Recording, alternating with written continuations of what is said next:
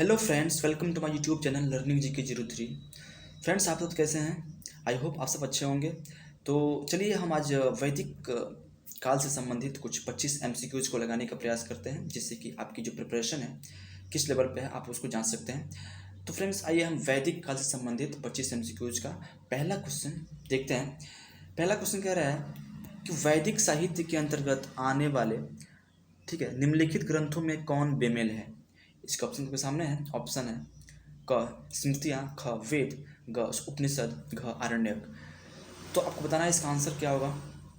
ठीक है, यानी ऑप्शंस में तीन ऑप्शंस ऐसे होंगे जो वैदिक साहित्य के अंतर्गत आते होंगे, एक उनसे भिन्न होगा, जो उनसे बेमेल होगा, तो उसको आपको बताना है। तो इसका हो जाएगा आंसर ऑप्शन क स्मृतियाँ। ठीक है, तो वैदिक साहित्य के अंतर्गत स्मृतियाँ नहीं आती है गाइस। ठीक है, इसको आप ध्यान रखिएगा। चलते हैं अपने अगले क्वेश्चन पे।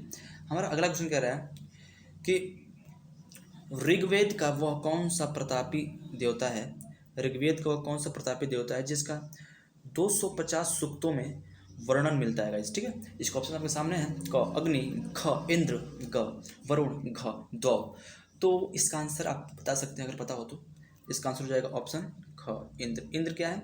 काफ़ी प्रतापी राजा है उस वक्त, मतलब काफ़ी उस वक्त ऋग्वैदिक काल में जो लोग थे उनके काफ़ी प्रिय देवता इंद्र माने जाते हैं। ठीक है, इनका बहुत अधिक बार ऋग्वेद में, ठीक है, काफ़ी ज़्यादा बार इनका वर्णन मिलता है। ठीक है, इंद्र का। ऋग्वेद की अगर बात करें तो ऋग्वेद क्या है, जो है मतलब वैदिक काल का सबसे प्राचीन वेद है। ठीक है, ऋग्वेद। इसकी जो इसके क्या बोलते हैं रचनाकार हैं, वो कौन है? वो वेद व्यास जी हैं। ठीक है, कौन है? वेद व्यास। वेद व्यास, महर्षि वेद व्यास। ठीक है, जो ऋग्वेद को वाच करता है, मतलब जो पढ़ता है इसको, जो वाच करता होते हैं उनको क्या बोलते हैं? उनको होत्री बोला जाता है। ठीक है गाइस। फिर ऋग्वेद क्या है? ऋग्वेद की अगर बात करें तो इसमें कैसे कैसे इसको बांटा गया है, किस किस खंडों में बांटा गया है। तो ऋग्वेद में कुल 10 मंडल हैं। कितने मंडल हैं? तो कुल 10 मंडल होते हैं। ठीक है, और ऋग्वेद में कुल मिला के 128, कुल मिला के 1028, कुल मिला के इसमें 1028 क्या है? सूक्त हैं। ठीक है, और 10,000, ठीक है, 462, ठीक है, इसमें ये ऋचाएँ मिलते हैं। ठीक है, ऋचाएँ मिलते हैं। ठीक है, जिनको हम मंत्र भी कह सकते हैं। ठीक है गाइस, तो ये काफ़ी इंपॉर्टेंट चीज़ है, इसको आप लोग प्लीज़ याद रखिएगा। ठीक है, इसमें ऋग्वेद में तो और से बहुत सारे फैक्ट्स हैं, लेकिन इंपॉर्टेंट जो इतना ही है जो हमेशा आता है।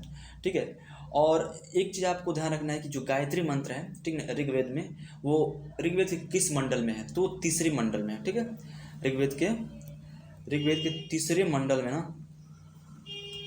तीसरे मंडल में गायत्री मंत्र का वर्णन किया गया है। ठीक है, गायत्री मंत्र आप इसको मतलब हमेशा याद रखिएगा। और इसकी रचना किसने की थी? तो विश्वामित्र ने की थी गैस। ठीक है, तो गाइस चलते हैं अपने अगले क्वेश्चन पे। हमारा अगला क्वेश्चन है फ्रेंड्स, और अगला क्वेश्चन है ऋग्वैदिक काल में विनिमय के माध्यम के रूप में किसका प्रयोग किया जाता था? ठीक है, इसका ऑप्शन आपके सामने है। इसके ऑप्शन आपके सामने, बताइए क्या होगा इसका आंसर। ऑप्शन ए है क अनाज, ऑप्शन ख है मुद्रा, ऑप्शन ग है गाय, ऑप्शन घ है दास। तो इसका आंसर क्या होगा? बहुत ही इसका अच्छा आंसर हो जाएगा ऑप्शन सी, गाय। ठीक है, विनिमय के माध्यम के रूप में ऋग्वैदिक काल में किसका होता था प्रयोग? गाय का। अभी जो हम लोग विनिमय के माध्यम के रूप में क्या प्रयोग करते हैं? पैसे का। एक जो मुख्य रूप से हमारा पैसा है, रुपया है। रुपया क्या है? हमारा विनिमय का माध्यम है, मीडियम टू एक्सचेंज है। ठीक ना, इसी के थ्रू क्या करते हैं हम? वस्तुओं का लेन देन करते हैं, किसके? रुपये के माध्यम से। ठीक है गाइस, लेकिन उस वक्त क्या था, कुछ भी लेन देन होता था तो उसमें गायों का, ठीक ना, गाय होती थी ना, उस वक्त गाय तो काफ़ी प्रिय पशु थी ऋग्वैदिक काल में, तो गायों का ही विनिमय के माध्यम के रूप में प्रयोग होता था गाइस उस वक्त। कब? ऋग्वैदिक काल में। ठीक है दोस्तों, कहीं भी जैसे कोई महर्षि या फिर पुरोहित कहीं पूजा पाठ करवाता था तो उनको दान में गाय ही मिलती थी। ठीक है, तो ये उस वक्त की जो सबसे प्रिय पशु थी ऋग्वैदिक काल में, तो कौन थी? गाय थी। इसको आप ध्यान रखिएगा अक्सर। ठीक है गाइस, चलते हैं अपने अगले क्वेश्चन पे। और अगला क्वेश्चन है, अगला क्वेश्चन है हमारा ऋग्वैदिक योगिन नदी, ठीक है, ऋग्वैदिक योगिन नदी पुरुषुणी का महत्व क्यों है? ठीक है, पुरुषोणी का महत्व क्यों है? इसका ऑप्शन के सामने है। ऑप्शन क, सर्वाधिक पवित्र होने के कारण। ख, ऋग ऋग्वेद में सबसे अधिक बार उल्लेख होने के कारण। ग, दासराग युद्ध के कारण। घ, उपर्युक्त सभी। तो गाइस इसका आंसर क्या होगा बताइए? अगर इसका आंसर आपको पता हो तो अपना आंसर कमेंट कर सकते हैं। तो इसका आंसर हो जाएगा ऑप्शन ग। ठीक है, दासराग युद्ध के कारण। ठीक है, जो पुरुषणी नदी है जिसको फिलहाल हम वर्तमान में रावी नदी के नाम से जानते हैं। ठीक है, उस वक्त, ठीक है, उस वक्त कब, ऋग्वैदिक काल में इसका नाम था पुरुषणी। ठीक है, तो ये रावी नदी के कारण क्या हुआ था? दसराग युद्ध हुआ था, जिस कारण से ये जो नदी है रावी, जिसको ऋग्वैदिक काल में बोलते थे पुरुषणी, इसी कारण ये महत्व इसका है। ठीक है ना, दसराग युद्ध के कारण गाइस, इसको आप प्लीज़ याद रखिएगा हमेशा के लिए।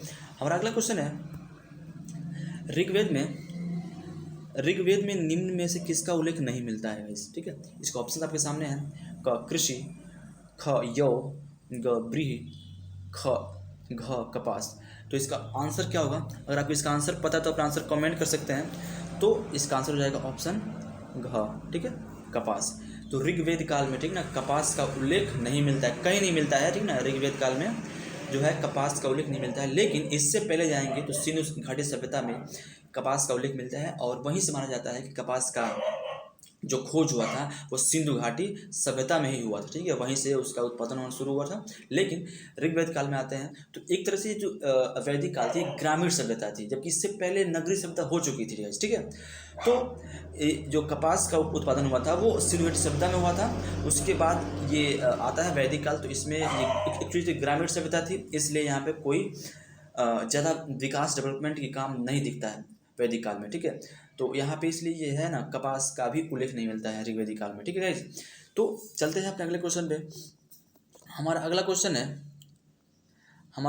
है ऋग्वेद के 10वें मंडल, ऋग्वेद के 10वें मंडल में किसका उल्लेख पहली बार मिलता है? ठीक है, इसका ऑप्शन आपके सामने है। क, योद्धा। ख, पुरोहित। ग, शूद्र। घ, चंडाल। तो इस गाइस का बताइए आंसर क्या होगा? ऋग्वेद के 10वें मंडल में किसका उल्लेख पहली बार मिलता है? तो इसका आंसर बताइए क्या होगा? तो इसका आंसर हो जाएगा ऑप्शन ग। ठीक है, शूद्र का। ठीक ना, ऋग्वेद में ना 10वें मंडल में सिर्फ एक बार, पहली बार, ठीक ना, पहली बार जो मतलब कहने का पहली बार जो उल्लेख मिला है किसका? तो शूद्र का मिला है। जैसे समाज को बांटा गया था ना, ब्राह्मण, क्षत्रिय, वैश्य, शूद्र। ठीक है, तो उसी में जो है शूद्र का जो उल्लेख पहली बार कब मिला, किसमें मिलता है? तो ऋग्वेद के 10वें मंडल में मिलता है। ठीक है, तो आई होप आप समझ गए होंगे। चलते हैं अपने अगले क्वेश्चन पे। हमारा अगला क्वेश्चन आपके सामने है। कह रहा है कि ऋग्वेद में उल्लिखित कुल करीब 25 नदियों में सर्वाधिक महत्वपूर्ण नदी कौन थी? ठीक है, ऋग्वेद में उल्लिखित कुल करीब 25 नदियों में, ठीक है, इसको आप ध्यान रखिएगा, सर्वाधिक महत्वपूर्ण नदी कौन थी? तो इसका ऑप्शन आपके सामने है। क, गंगा। ख, सरस्वती। ग, सिंधु। घ, यमुना। तो इसका ऑप्शन आपके सामने है। इसका आंसर बताइए क्या होगा? अगर आप आंसर जानते हो तो अपना आंसर कमेंट कर सकते हैं। इसका आंसर हो जाएगा ऑप्शन ख, सरस्वती। ठीक है, जो ऋग्वेदिक काल में ना सबसे जो महत्वपूर्ण नदी थी वो कौन थी? वो सरस्वती थी। फिलहाल तो ये इसका मतलब विलुप्त हो चुकी है, लेकिन उस वक्त काफ़ी ज़्यादा ये इम्पोर्टेंस रखती थी सरस्वती नदी। ठीक है, ऋग्वेदिक काल में। तो आई होप आप समझ गए होंगे। चलते हैं अपने अगले क्वेश्चन पे। हमारा अगला क्वेश्चन है फ्रेंड्स, हमारा अगला क्वेश्चन है ऋग्वेद में जन और विष का उल्लेख क्रमशः कितनी बार हुआ है?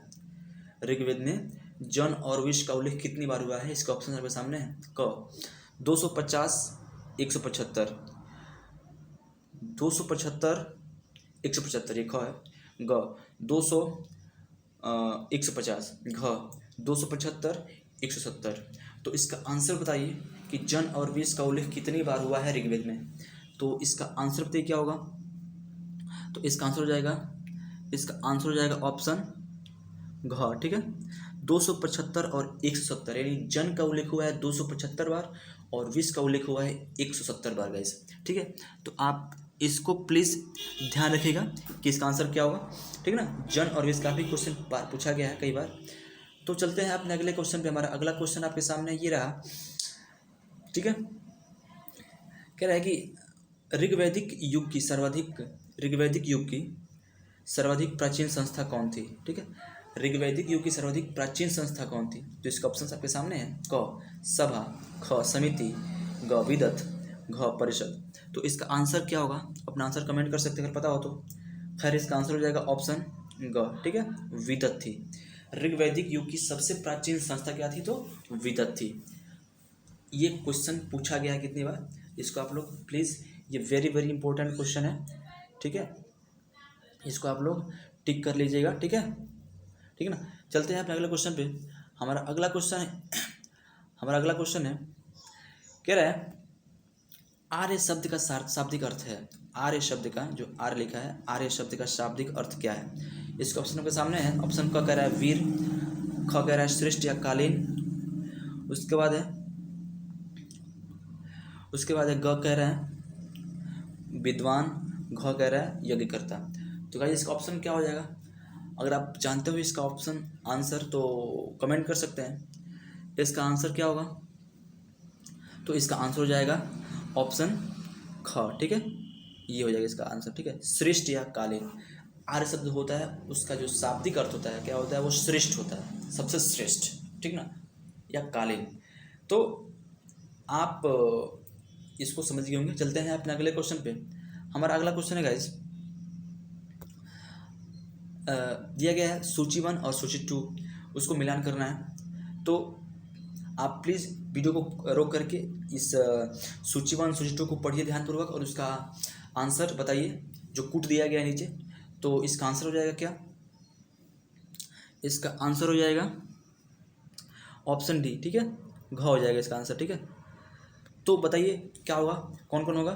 तो कह रहा है घ, कह रहा है कि अ का 4 यानी जो मुजबंत है वो कहाँ पे मिलता है? वो हिमालय की चोटी में मिला। ठीक है, मुजबंत कहाँ पे मिला? तो हिमालय की चोटी में। ठीक है, यानी कह रहा है, यहाँ देखिए ध्यान से देखिए, यहाँ पे क्या है?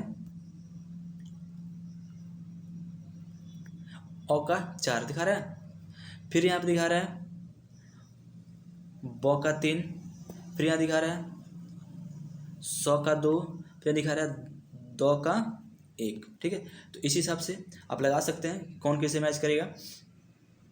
फिर है ब का 3, तो गोहन कहाँ मिला? तो गोहन का मिलान होगा अतिथि का भोजन में गाय का मांस खिलाना। ठीक है, संबंधित है। फिर स का 2 होगा अगन्य, यानी न मारने योग्य, न मारने योग्य। ठीक ना। फिर है द है क। ठीक है, अयस, तो द का क्या हो जाएगा? तांबे एवं कांसे के लिए। ठीक ना, तो इसको आप प्लीज़ ध्यान रखिएगा, इसका आंसर क्या होगा। ठीक ना,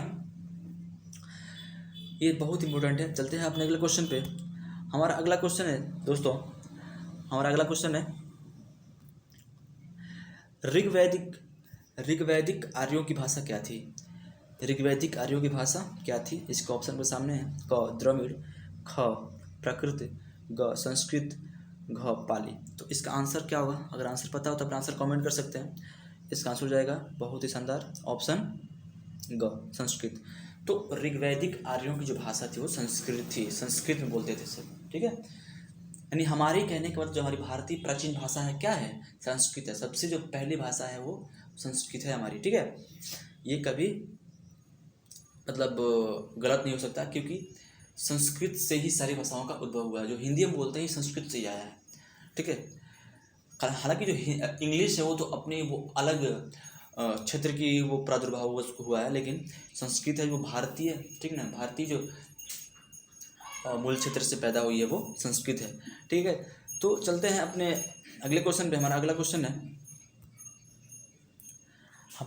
अगला, निम्न को काल क्रमानुसार सजाइए। क्या कह रहा है? निम्न को काल क्रमानुसार सजाइए। तो दिया गया है, 1 दिया गया वेद, 2 दिया गया है आरण्यक, 3 दिया गया है ब्राह्मण ग्रंथ, 4 दिया गया है उपनिषद और 5 दिया गया वेदांग। तो इसको काल क्रमानुसार, यानी सबसे पहले कौन आया, फिर बाद में कौन आया, फिर बाद उनके समय के अनुसार उनको सजाना है। तो बताइए इसका आंसर क्या हो जाएगा? इसका आंसर हो जाएगा ऑप्शन ख। ठीक है, यानी पहले कौन आया? तो पहले वेद आए। कौन है? पहले वेद। पहले कौन आए? तो वेद आए। फिर उसके बाद क्या है, तो ब्राह्मण ग्रंथ आया। फिर उसके बाद क्या है, तो आरण्यक आया। फिर उसके बाद क्या है, तो उपनिषद आया। फिर उसके बाद क्या है, तो वेदांग है। ठीक है, अगर बात करें वेदांग, तो कुल कितने वेदांग हैं, तो कुल 6 वेदांग हैं। ठीक है, तो इसको आप सब लोग याद कर लीजिएगा। वेद कितने हैं, तो वेद आपको ये कितने हैं, 4 वेद हैं। ठीक है, कितने उपनिषद हैं, तो कुल 108 उपनिषद हैं। वेदांग कितने हैं, तो कुल 6 वेदांग हैं। ठीक है, तो इसको आप लोग प्लीज़ याद रखिएगा। चलते हैं अपने अगले क्वेश्चन पे। हमारा अगला क्वेश्चन है, ऋग्वैदिक काल में समाज का स्वरूप किस प्रकार का था। ऋग्वैदिक काल में समाज का स्वरूप किस प्रकार का था। इसका ऑप्शन आपके सामने है। ऑप्शन कह रहा है क पितृसत्तात्मक, ख कह रहा है मातृसत्तात्मक, ग है क और ख दोनों, घ है केवल क। तो इसका आंसर क्या होगा, आप कमेंट कर सकते हैं बिना किसी देरी के। तो इसका आंसर हो जाएगा, बताइए, इसका आंसर हो जाएगा ऑप्शन क, यानी पितृसत्तात्मक। ऋग्वैदिक काल में भी क्या था, पितृसत्तात्मक था हमारा समाज, और आज भी क्या है, यही रूल फॉलो करता आ रहा है। ठीक है, तो गाइस इसका आंसर क्या हो जाएगा, ऑप्शन क। चलते हैं अपने अगले क्वेश्चन पे। हमारा अगला क्वेश्चन है, वैदिक कालीन लोगों ने सर्वप्रथम किस धातु का प्रयोग किया। क्वेश्चन है कि वैदिक कालीन लोगों ने सर्वप्रथम किस धातु का प्रयोग किया। इसके ऑप्शन आपके सामने हैं। क कह रहा है लोहा, ख है कांसा, ग है तांबा, घ है सोना। तो इसका आंसर क्या होगा, बताइए। बहुत ही शानदार और बहुत ही शानदार क्वेश्चन है, ये क्वेश्चन पूछा गया कई बार। तो इसका आंसर क्या होगा, पता है तो कमेंट कर सकते हैं। इसका आंसर हो जाएगा ऑप्शन, इसका आंसर क्या होगा, तो इसका आंसर हो जाएगा ऑप्शन ग, तांबा का। ठीक है ना, वैदिक कालीन लोगों ने सर्वप्रथम धातु जो है तांबा का प्रयोग किया था। किसका, तांबा का प्रयोग किया था। ये इसको आप लोग याद रखिएगा हमेशा। किसका, तो वैदिक कालीन लोगों ने सर्वप्रथम तांबा का प्रयोग किया था। ठीक है, चलते हैं अपने अगले क्वेश्चन पे। हमारा अगला क्वेश्चन ये कह रहा है, हमारा अगला क्वेश्चन है कि हल संबंधी अनुष्ठान का पहला व्याख्यात्मक वर्णन कहाँ से मिलता है। हल संबंधी अनुष्ठान का पहला व्याख्यात्मक वर्णन कहाँ से मिलता है। तो इसके ऑप्शन आपके सामने है। क गोपथ ब्राह्मण में, ख शतपथ ब्राह्मण में, ग ऐतरेय ब्राह्मण में, घ पंचविश ब्राह्मण में। तो इसका आंसर आप कमेंट कर सकते हैं, पता हो तो। हल संबंधी अनुष्ठान का पहला व्याख्यात्मक वर्णन। ठीक है, इसका आंसर क्या होगा, अगर आंसर पता हो तो कमेंट कर सकते हैं। तो इसका आंसर हो जाएगा ऑप्शन ख। ठीक है, शतपथ ब्राह्मण में। ठीक है, हल संबंधी अनुष्ठान का जो पहला मिलता है व्याख्यात्मक वर्णन, वो शतपथ ब्राह्मण में मिलता है गाइस। ठीक है, चलते हैं अपने अगले क्वेश्चन पे। हमारा अगला क्वेश्चन है कि किस वेद की रचना गद्य एवं पद्य दोनों में की गई है। बहुत ही शानदार क्वेश्चन है, काफ़ी बार पूछा गया क्वेश्चन ये। इसको आप लोग तो VVI मान लीजिए। ठीक है, VVI, बहुत ही इंपॉर्टेंट क्वेश्चन ये। कह रहा है कि किस वेद की रचना गद्य एवं पद्य, ठीक है, दोनों में की गई है। तो इसका आंसर आप बताइए। ऑप्शन है क ऋग्वेद, ऑप्शन ख सामवेद, ऑप्शन ग यजुर्वेद, ऑप्शन घ अथर्ववेद। तो इसका आंसर क्या होगा, अपना आंसर बता सकते हैं, कमेंट कर सकते हैं। तो इसका आंसर हो जाएगा ऑप्शन ग। ठीक है, यजुर्वेद जो है ना, ये यजुर्वेद, इसकी रचना, ठीक है, गद्य और पद्य जिसको बोलते हैं पंचु शैली। ठीक है, यानी इसमें कहानी भी है और कविता भी है, कुछ पद्य भी है और कुछ गद्य भी है। इस प्रकार से इसकी रचना की गई है। ठीक है, तो आप समझ गए होंगे। चलते हैं, यानी इसको तो आप टिक कर लीजिएगा कि जो है ना ये वाला वेद यजुर्वेद, ये गद्य और पद्य, इसको बोलते हैं पंचु शैली में इसकी रचना की गई है। ठीक है, तो आई होप आप समझ गए होंगे। चलते हैं अपने अगले क्वेश्चन पे। हमारा अगला क्वेश्चन है वेदांत किसे कहा गया है। वेदांत किसे कहा गया है, इसका ऑप्शन आपके सामने है। क वेदों को, ख आरण्यकों को, ग ब्राह्मण ग्रंथों को, घ उपनिषदों को। तो इसका आंसर बताइए क्या होगा। इसका आंसर हो जाएगा ऑप्शन घ। ठीक है, उपनिषदों को कहा गया है गाइस। ठीक है, तो वेदांत किसे कहा गया है, तो उपनिषदों को वेदांत कहा गया है। इसको आप टिक कर लीजिएगा, बहुत ही क्वेश्चन इंपॉर्टेंट है। चलते हैं अपने अगले क्वेश्चन पे। हमारा अगला क्वेश्चन है 44वां कि अस्तो माँ सदगमय कहाँ से लिया गया है। अस्तो माँ सदगमय कहाँ से लिया गया है। तो इसका ऑप्शन आपके सामने है। क ऋग्वेद से, ख सामवेद से, ग यजुर्वेद से, घ अथर्ववेद से। तो इसका आंसर क्या होगा? अगर आप आंसर जानते हो तो कमेंट कर सकते हैं। तो इसका आंसर हो जाएगा ऑप्शन क, ऋग्वेद से लिया गया, ठीक ना। असतो माँ सदगमय, जो ये पंचलाइन कहाँ से लिया गया है? ये ऋग्वेद से लिया गया है। काफ़ी इंपोर्टेंट ऐसे क्वेश्चन कई बार पूछे जाते हैं बीपीएससी में, चाहे हो यूपीएससी में कभी कभी जो होता है क्वेश्चन फैक्चुअल इस पूछ लेता है कभी कभार, ठीक है। तो आप इसको बाकी तो जितने होते हैं लोअर लेवल के जितने होते हैं एग्जाम कॉम्पिटेटिव, उसमें तो ये पूछा जाता है अक्सर, ठीक है। तो इसको आप लोग प्लीज़ याद रखिएगा कि जो असतो माँ सदगमय है पंचलाइन, ये जो है वाक्य कहाँ से लिया गया है? तो ये ऋग्वेद से लिया गया है, ठीक है। चलते हैं अपने अगले क्वेश्चन पे। काफ़ी महत्वपूर्ण क्वेश्चन है हमारा। क्वेश्चन है अगला, किस उपनिषद को बुद्ध से भी प्राचीन माना जाता है? क्वेश्चन है किस उपनिषद को बुद्ध से भी प्राचीन माना जाता है? तो इसके ऑप्शन आपके सामने है। क कह रहा है कंठोपनिषद, ख कह रहा है छंदोगोपनिषद, ग कह रहा है बृहदारण्यक उपनिषद, घ कह रहा है मुंडकोपनिषद। तो इसका आंसर क्या होगा? अगर आपको आंसर पता है तो अपना आंसर कमेंट कर सकते हैं। इसका आंसर क्या होगा बताइए? इसका आंसर हो जाएगा ऑप्शन क, ठीक है, कंठोपनिषद को, ठीक है। क्या कह रहा है कि किस उपनिषद को बुद्ध से भी प्राचीन माना जाता है? तो बुद्ध से प्राचीन माना जाता है किसको? तो वो कंठोपनिषद को माना जाता है गाइस, ठीक है। तो आई होप आप इतना क्वेश्चन को देख लिए होंगे, ठीक है ना। तो गाइस चलते हैं अपने अगले क्वेश्चन पे। हमारा अगला क्वेश्चन है, उत्तर वैदिक काल के महत्वपूर्ण देवता कौन थे? उत्तर वैदिक काल के महत्वपूर्ण देवता कौन थे? तो इसका ऑप्शन के सामने है। ऑप्शन कह रहा है क रुद्र, ख विष्णु, ग प्रजापति, घ पूषण। तो इसका आंसर क्या होगा? अगर आपको आंसर पता हो तो अपना आंसर कमेंट कर सकते हैं। इसका आंसर हो जाएगा, बताइए क्या? इसका आंसर हो जाएगा ऑप्शन ग, प्रजापति, ठीक है। उत्तर वैदिक काल के जो सबसे महत्वपूर्ण देवता थे वो कौन थे? वो प्रजापति थे, ठीक ना। इसको आप लोग याद रखिएगा। चलते हैं अपने अगले क्वेश्चन पे। हमारा अगला क्वेश्चन कह रहा है, भारत का राष्ट्रीय आदर्श वाक्य सत्यमेव जयते कहाँ से उद्दित है? ठीक है, भारत का राष्ट्रीय वाक्य आदर्श वाक्य सत्यमेव जयते कहाँ से उद्धृत है? ठीक है, तो इसके ऑप्शन आपके सामने है। बहुत ही इंपॉर्टेंट क्वेश्चन, वीवीआई क्वेश्चन है, इसको आप लोग टिक कर लीजिएगा। इसका ऑप्शन आपके सामने है। ऑप्शन कह रहा है क मुंडकोपनिषद, ख कंठोपनिषद, ग छांदोग्योपनिषद, घ उपरोक्त में से कोई नहीं।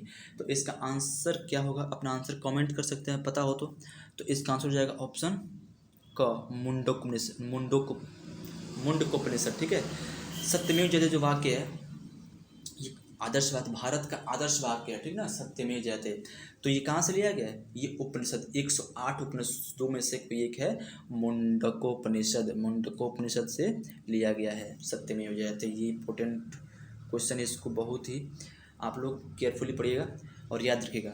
चलते हैं अपने अगले क्वेश्चन पे। हमारा अगला क्वेश्चन है, उत्तर वैदिक कालीन ग्रंथों की रचना लगभग 1000 ईसा पूर्व से 600 ईसा पूर्व के मध्य किन स्थानों पर की गई? तो इसके ऑप्शन आपके सामने है। क सिंधु घाटी के मैदान में, ख आर्यवर्त के मैदान में, ग गंगा के उत्तरी मैदान में, घ मध्य एशिया के मैदान में। तो इसका आंसर क्या होगा? अपना आंसर कमेंट कर सकते हैं पता हो तो। इसका आंसर हो जाएगा गंगा, इसका हो जाएगा आंसर गंगा के उत्तरी मैदान में। क्या होगा इसका आंसर? तो गंगा के उत्तरी मैदान में, ठीक है गाइस। इसको आप लोग याद रखिएगा। उत्तर वैदिक कालीन जो ग्रंथों की रचना, यहाँ पे ऋग्वैदिक कालीन नहीं कह रहा है, ये कह रहा है उत्तर वैदिक कालीन। तो उत्तर वैदिक कालीन जो ग्रंथों की रचना हुई थी 1000 ईसा पूर्व से 600 ईसा पूर्व के बीच में, हम जो इसका टाइमिंग है ना उत्तर वैदिक काल का, हम 1000 ईसा पूर्व से 600 ईसा पूर्व मानते हैं, ठीक है। तो इसको आप लोग प्लीज़ ध्यान रखिएगा। तो इसकी रचना हुई थी कहाँ पे हुई थी, किन स्थानों पे हुई थी? तो गंगा के उत्तरी मैदान में हुई थी, जहाँ पे गंगा बहती है उसके उत्तरी मैदान जो है ना, वहीं पे इसकी रचना हुई थी उत्तर वैदिक कालीन ग्रंथों के कैसे, ठीक है। चलते हैं अपने अगले क्वेश्चन पे। महत्वपूर्ण क्वेश्चन हमारा है, कह रहा है कि सभा और समिति प्रजापति की 2 पुत्रियां थी का उल्लेख किस ग्रंथ में मिलता है? क्वेश्चन है कि सभा और समिति प्रजापति की 2 पुत्रियां थी, इसका उल्लेख किस ग्रंथ में मिलता है? तो इसका ऑप्शन है क ऋग्वेद में, ख अथर्ववेद में, ग यजुर्वेद में, घ सामवेद में। तो इसका आंसर क्या होगा? अगर आपको इसका आंसर पता है तो अपना आंसर कमेंट कर सकते हैं। इसका आंसर क्या होगा? तो इसका आंसर हो जाएगा ऑप्शन ख, ठीक है, अथर्ववेद में मिलता है। सभा और समिति ठीक ना। प्रजापति की 2 पुत्रियां थी, ठीक ना। ये कहाँ मिलता है, ये अथर्ववेद में मिलता है। इसको आप लोग बहुत याद रखिएगा, काफ़ी इंपॉर्टेंट क्वेश्चन है, ये पूछा गया कितनी बार, ठीक है। तो चलिए चलते हैं अपने अगले क्वेश्चन पे।